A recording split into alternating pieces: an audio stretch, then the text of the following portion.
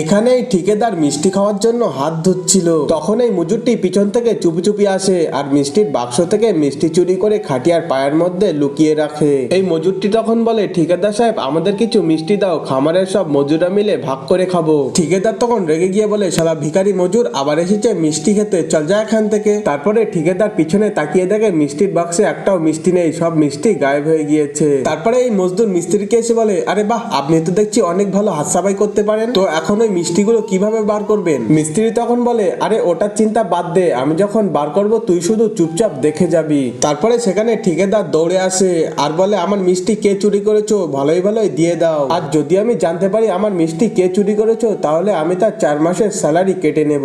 মিস্ত্রি বলে, তাড়াতাড়ি চল মিষ্টিগুলো খেয়ে নেই, না হলে গড়বড় হয়ে যাবে। আর ঠিকাদারের চামচা তখন তাদেরকে যেতে থেকে ঠিকাদারকে ডাকতে যায়। কিন্তু তার আগে তুমি যদি তোমার মাকে মন থেকে ভালোবাসো তাহলে ভিডিওতে লাইক করে চ্যানেলটি সাবস্ক্রাইব করো আর কমেন্টে আই লাভ ইউ মা লিখে দাও। তারপরে তারা দুজন মিষ্টি বার করছিল আর ঠিকাদার তাদেরকে ধরে ফেলে।